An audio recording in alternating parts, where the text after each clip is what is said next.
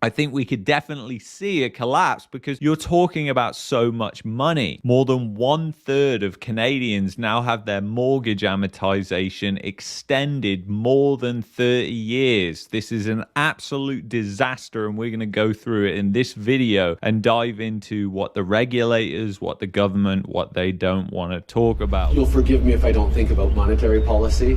You'll understand that I think about families. 1/3 of Canadian homeowners now have mortgage periods of more than 30 years. And if you don't understand how profound this is, then just listen to this video and stick with me here. So around 1/3 of homeowners will pay off their mortgages over more than a 30-year period due to higher interest rates, a significant increase over the once standard 25-year amortization period. Now, what they're saying there isn't technically true, because when they go to refinance, and most Canadians are refinancing every 5 years, they're not going to be able to have a 40-year mortgage or anything like that. It's just that the banks are essentially allowing people to push those amortizations out right now, those who are on variable rate mortgages and can't afford the payments. And it's a specific type of variable rate mortgage that boomed during 2021. It's the fixed payment variable rate mortgage, and that product is just a total disaster. The lengthy amortization periods have recently come under scrutiny, including by Canada's banking industry regulator in its latest report. Amortization, the length of time it takes to pay off a mortgage in full,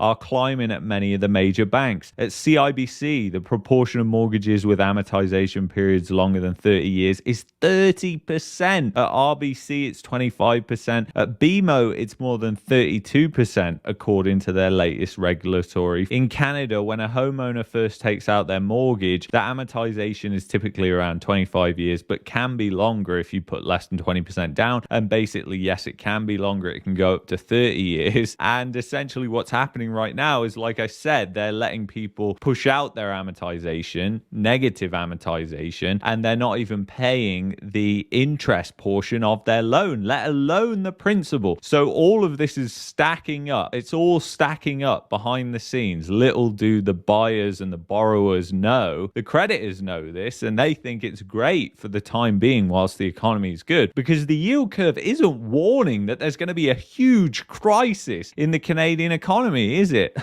I think we know it is. Once the mortgage is obtained, homeowners can extend their payment period beyond the 25-year mark, and lenders make exceptions for certain customers when up for renewal, said Victor Tran, a real estate and mortgage expert at rates.ca. When facing renewals, lenders force customers to go back to their contractual amortization, but that can make the payment shoot up, which could result in homeowners potentially losing their home, Tran said. Banks will make exceptions if that's the case. And the reality is, the amount of people that they have, they're not going to be able to make that many exceptions. And I hope you can see that. This is just going to be an absolute disaster. And it's not even going to take until renewal, because as during the global financial crisis, as they found out in the US during that period leading up to the global financial crisis, you don't have to have people get to the point where they're at renewal. You can just simply have them lose their job, and then they're completely screwed. And guess what? There's even more debt that's outstanding because they weren't even paying the interest portion of their payment. It's just mind-boggling that people aren't talking about this more as a significant risk to the financial system. We've got regulators, governments, and everybody else, all the banks, stood around going, it's a significant issue, it's a significant problem, but doing fuck all about it. And that's what really pisses me off, because when you see these things blow, it's because of their incompetence and their stupidity and the fact that they're so naive when it comes to the financial system. And so are most Canadians. Most Canadians think the financial system is rock solid. They're fucking living on a different planet. It's unbelievable. Crazy that that's going to happen, but let's see what else they're saying here. While increasing amortization is one way to cope with higher interest rate hikes in the short term, it's not without risk. Extended amortizations will lead to greater persistence of outstanding outstanding balances and greater risk of loss to lenders, an OSFI spokesperson said in a statement. So they're even acknowledging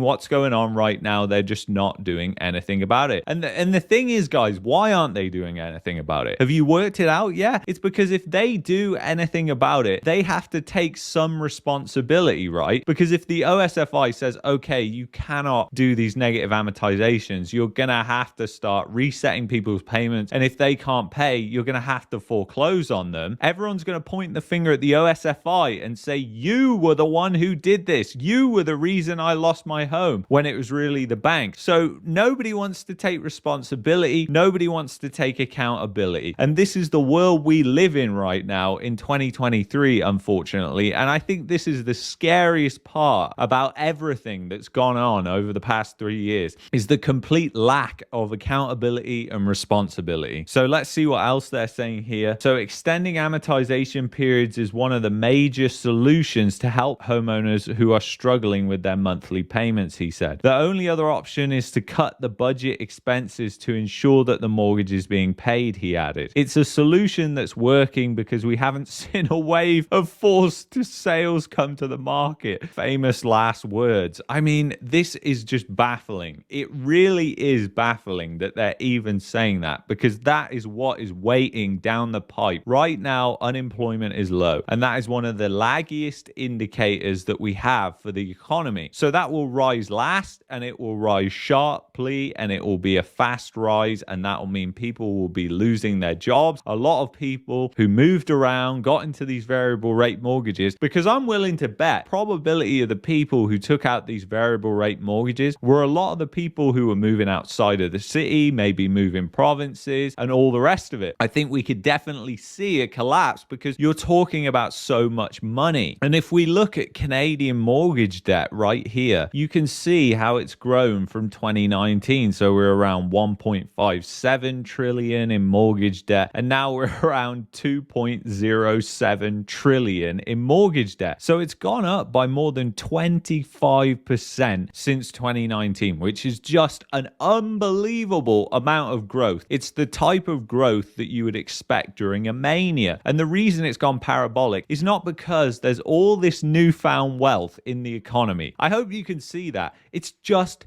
debt. It's a ticking time bomb. This is not this housing market, this real estate market. It's a Ponzi scheme. It's built on debt, and nobody can argue with me about this chart and say, Luke, it's all the foreign money flooding into the system, blah, blah, blah, blah. Because if it was, then this would have actually flattened out or even gone down over the last couple of years, or even 5 or 6 years if that was the case. May have been the case in the past, but it's definitely not the case anymore. So this housing market is built on debt, and we know that there is a significant amount of money that could destroy the financial system. When you look at the bank's balance sheets, what could happen, if they get hit with something like a $50 billion loss or $100 billion loss in a single quarter? That could wipe out a lot of their cash, and that could potentially put them under. It's significant issues like this that can happen, and that doesn't mean that those banks don't have assets, but it just means that they can get caught swimming naked, which is likely to happen with what we're seeing going on right now. Everybody just completely asleep. And really, I suppose the question that we need to ask ourselves is, are the regulators actually asleep, or do they actually know, and are they just avoiding accountability? Because in my opinion, I probably think it's the latter. They're just avoiding accountability, refusing to actually take any responsibility for what is going on in the financial system,